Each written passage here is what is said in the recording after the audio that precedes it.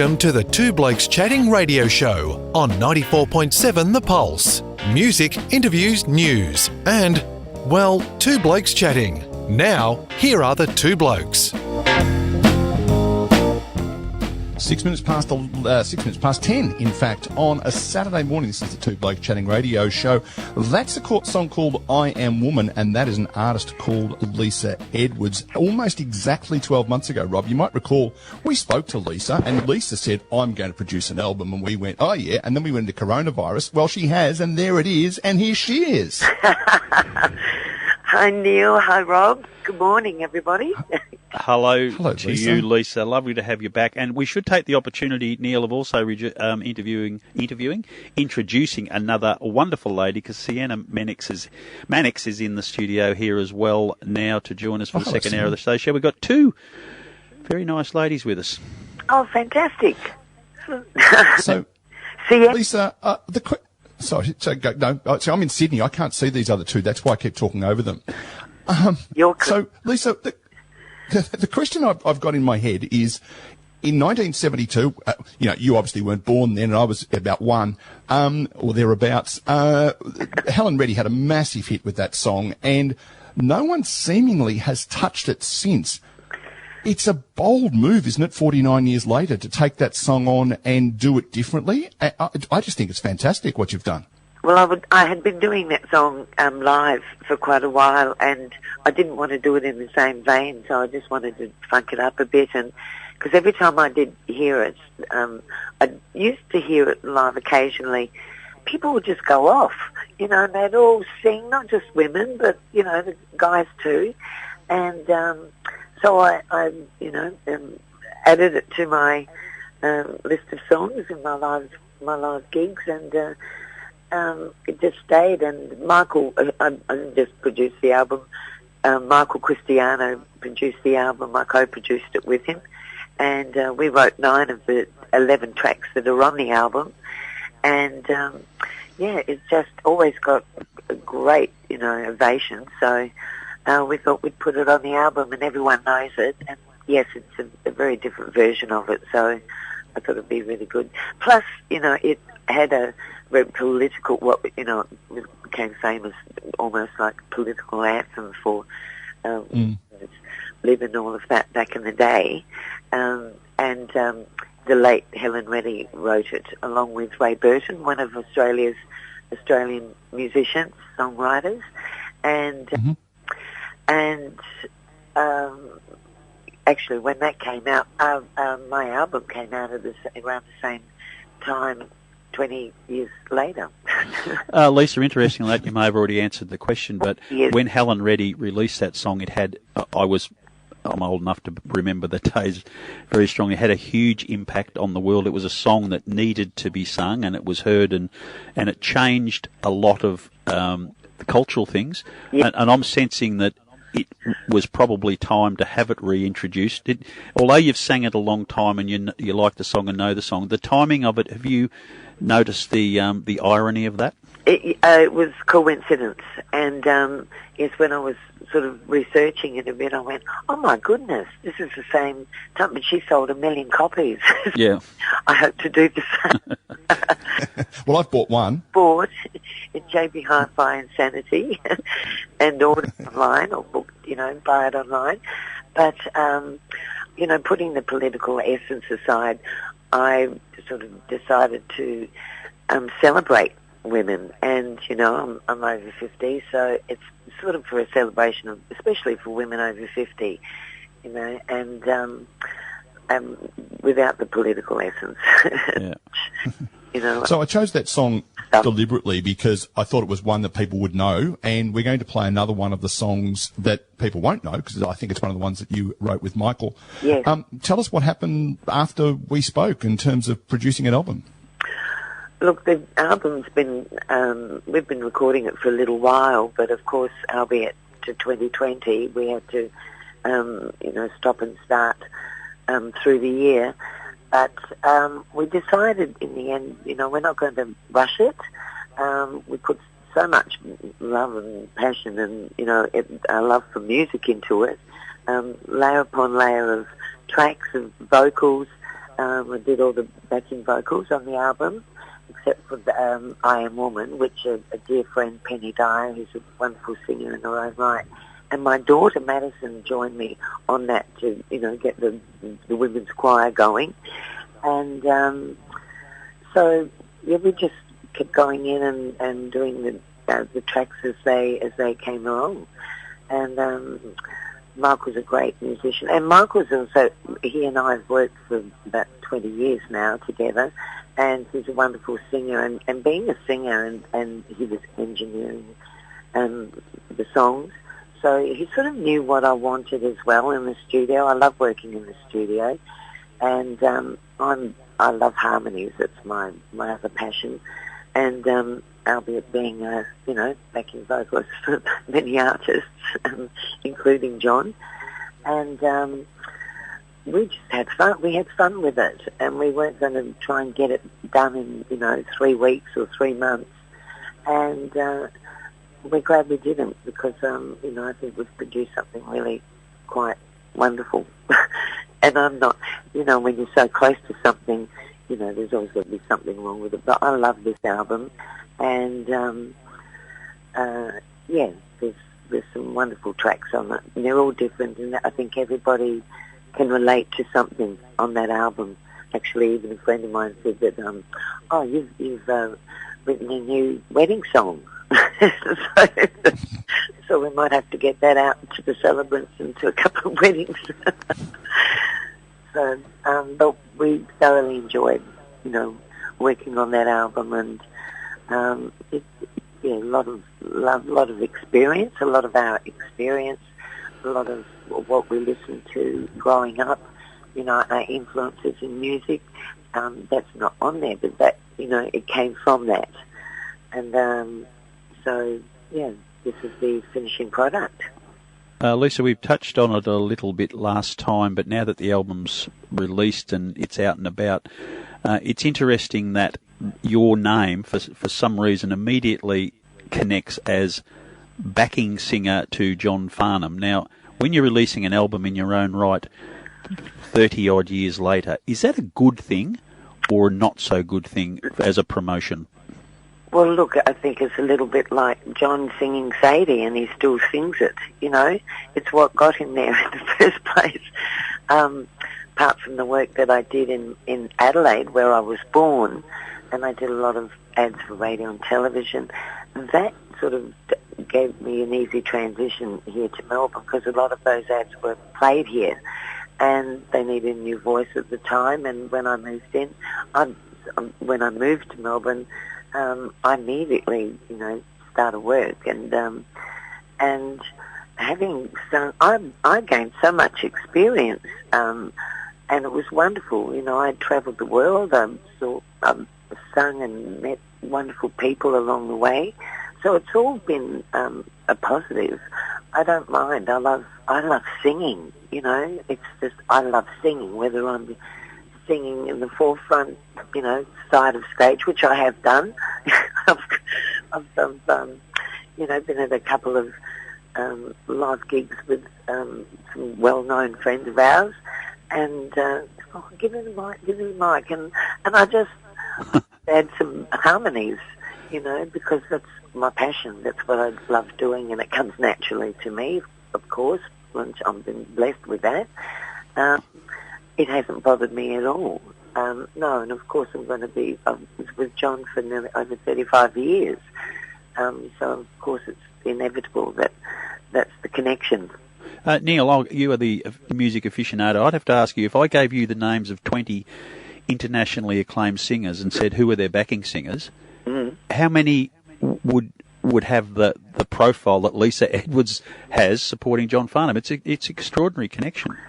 It is. There are a few, like a wonderful late Luther Vandross, who used to sing for, David Bowie, and many other great artists, and Lisa Fisher, who started her career.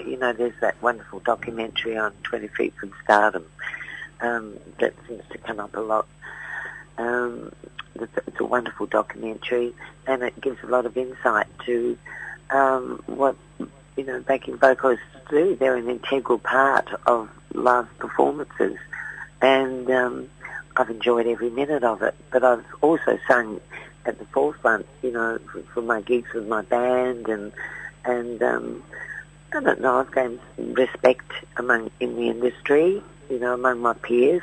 So that's more rewarding for me. Because I guess in my head, and clearly I'm as musical as a lamppost. Let me be very honest about that. But I'm wondering whether if I was to tap, I don't know, Daryl Braithwaite on the shoulder and say, you've been the upfront guy for a long time, I now need you to be a backing singer. I don't know that they could do that as well as someone like you, who is known as a very high quality professional backing singer coming to the forefront. Am I right there, or is that a bit about, and I don't mean this about Daryl necessarily, but is it a bit about ego? Is it a bit of, I don't know, what is it? No, that has actually happened.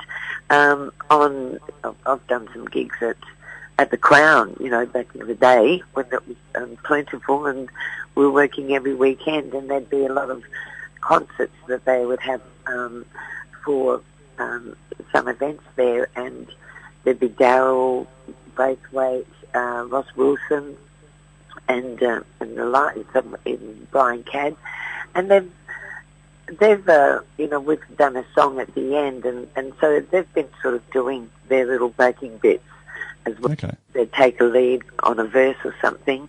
Look, I don't know. I think if it comes naturally to you, then yes, they would do it.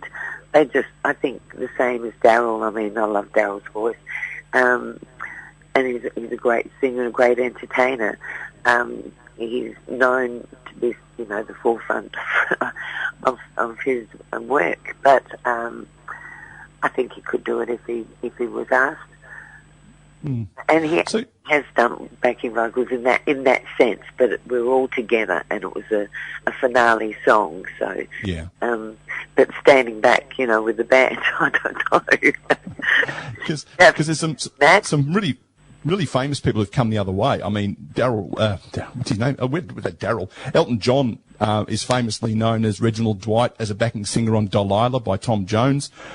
Boy from the Stars by Jimmy Keys had a young girl called Marcia Hines coming out for the first time in recording. There's been some really famous people who have done it, but it always seems to be that way as you've done to an extent. You're now seen as being, a front-up artist nationally, as well as being someone who has come from that backing environment. Well, a lot of people have always asked me, going, why aren't you singing out the front, and I do. Yeah.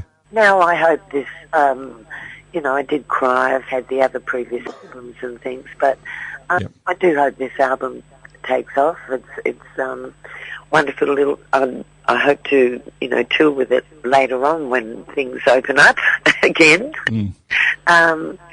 And that will give me that opportunity. But look, if someone requires vocals from me in other ways, I'll do it. I just love singing. So that's my passion, and I love harmonies. Do you know what, as growing up, listening to songs, even when I first started to sing or realised that I could sing, I never sang the melody. I never sang the melody of a song. I always naturally went to a harmony. So it was just something innate in me. But now's my time. Yeah. And I think there's something in the water too in Adelaide, because no one from Victoria can drink the water in Adelaide, but the people who do drink the water in Adelaide, there's been a lot of them that come out of there that can sing a bit. Well, we used to have rainwater, so it was okay, but past the Wrigley's and But there's been some amazingly talented singers and musicians come out of Adelaide. Well, I actually went and saw someone last night at the Paris Cat, a friend of mine who came out from Adelaide several years after I had Angela Lebrandi, and so she was up there singing at the Paris Cat last night. But you are right, there's so many wonderful singers. Look, there are so many wonderful singers in the world that we will never get to know. When I was overseas, you'd go down the street and there'd be someone on the corner and it would be, oh my gosh. and that's what they do. You know, that's their gift, and that's how they get out there. But music is, you know, it's healing. It's good for the soul. It connects people, and that's why, in some ways, when we went through this pandemic and lockdown, that it came to a standstill for a lot of people. You know, for everyone really, and because that connection. People love music and they love going to see live gigs and so, you know, I hope it sort of gets back soon so I can work. So the song that you did the It's Like Asking Me Which One of My Children I Like the Most. I did ask you to nominate a couple of songs off the album, and I think by the time we got to the end of that conversation you'd nominated every single one of them. So I've gone through and chosen Broken as the song that we'll play after we finish chatting to you. That was one of the first songs that I wrote with Michael for the album, and that was a one-off vocal on it, and I'm very close to that song. I love it. So tell us a bit about it and the process for writing it.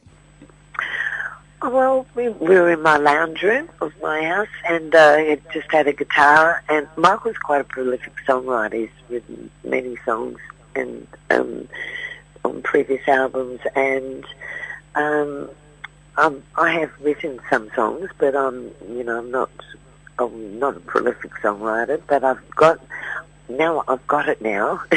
He's taught me quite a lot with that process of things, and even if it's just something that somebody has said, which happened to one of the songs on that album, and which was quite a funny little story, but. He just asked me, he said, "Oh, how are you feeling? What are you feeling at the moment?" And I just went, broken. I was, you know, and that particular song is, you know, is quite an emotional. I wear my heart on my sleeve. I'm a bit of a romantic, but it's about, you know, being down, desolate, and not knowing what's next, and you know, it has to do with feelings of breaking up in relationships, and that's really what came about with that song. So, well, if there are songs that are written about you know, things people have said, I can't wait for your next album where there'll be a song called "I Don't Know What's in the Water in Adelaide." And if you do, I want a writing credit for it. Lisa, the album is called I'm Still the Woman, and it is available in all good record stores and online. I bought mine online, and it is a cracking album, I've got to say. Folks, do yourself a favour. Tell us, is there an opportunity planned for people to be able to come and see you, or are we still too early in the post-COVID to determine other dates and stuff? Is there somewhere people can go to get a list of places you're playing? Well, as far as, you know, hearing any of the tracks off the album and gigs and any touring with the album, it's a little early in the piece at the moment because of the COVID, but I work with Michael at the Arkabar, where they're, which is in Heatherton, in Moorabbin. It's just the two of us, but I love doing that gig. I love working with Michael. We're like two peas in a pod, you know, and that's on the 17th of this month, actually. And then we're at the Palms with Dennis Walter on the 1st of August. We were actually supposed to do it last Sunday, and the third time lucky, hopefully it won't get cancelled. But we're at the Palms on the 1st of August, and that's an afternoon gig, and that's with Dennis. So I'm doing a spot there. Really looking forward to that. I love the Palms. It's a great place.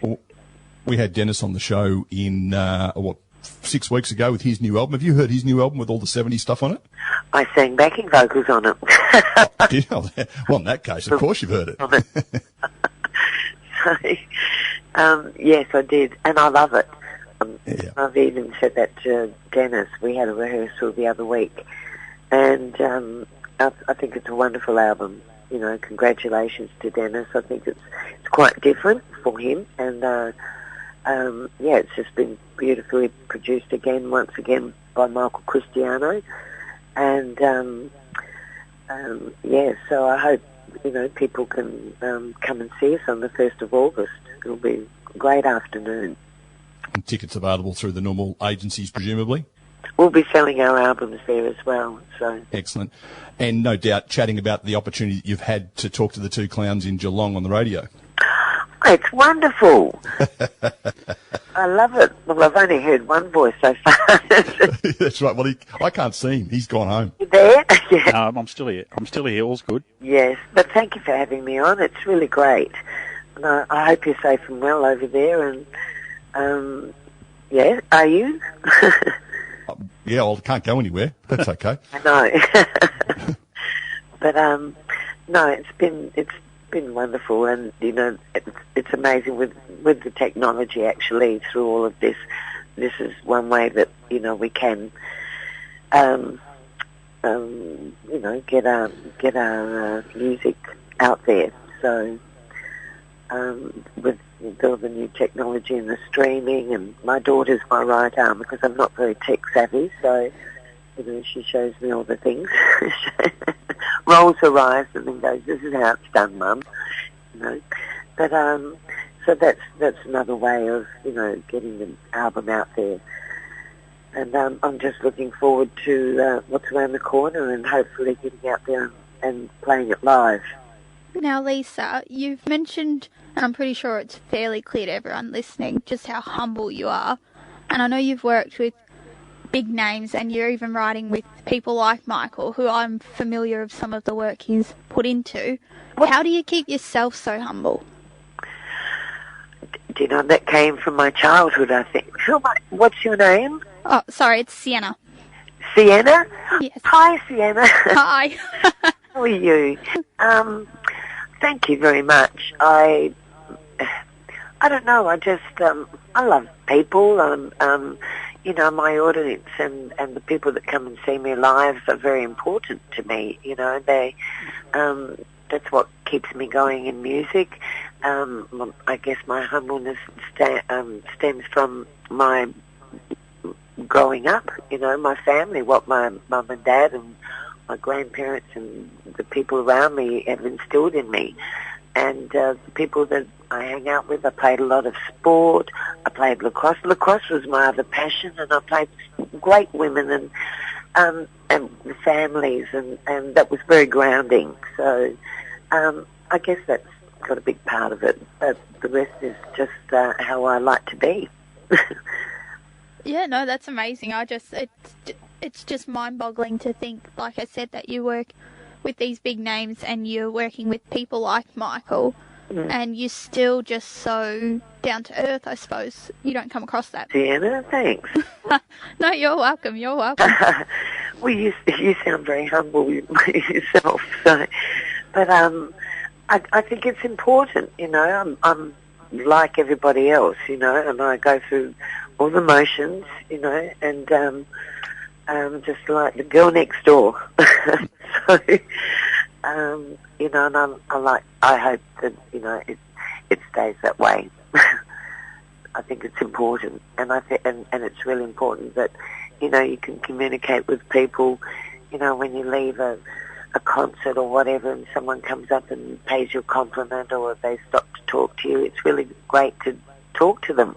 They want to know a little bit about you, and it's because then they go buy your records, or you're there, you're where you are because of them in that respect.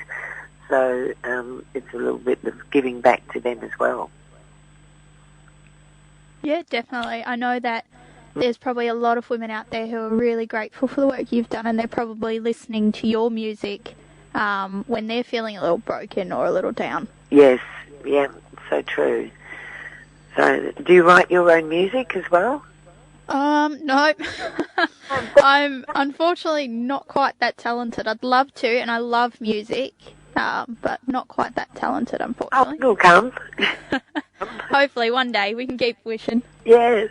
Well, I had one of the songs on the album called I Love What's In It.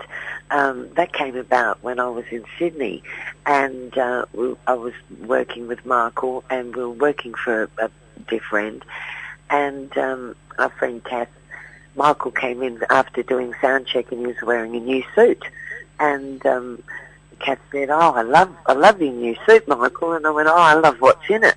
We both to one another, and I wrote it down, and when you get ideas, you know, write it down so you don't forget it.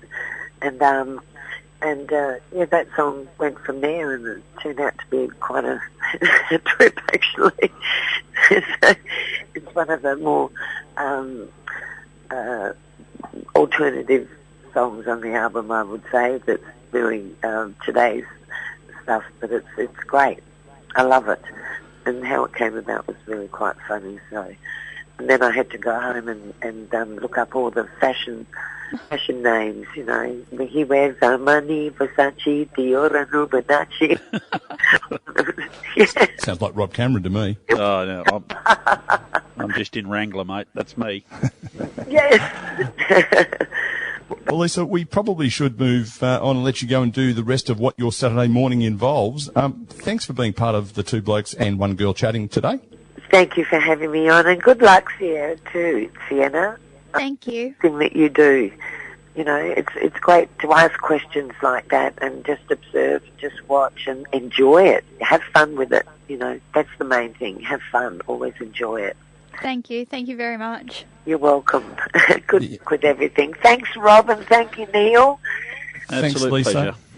The album is called I'm Still the Woman, and we're going to hear a song called Broken by Lisa Edwards. Thanks, Lisa. Thank you. All the best. Bye. Thanks, Lisa. Thank you. All the best. Bye. Thanks, Lisa. Thank you. All the best. Bye. Thanks, Lisa. Thank you.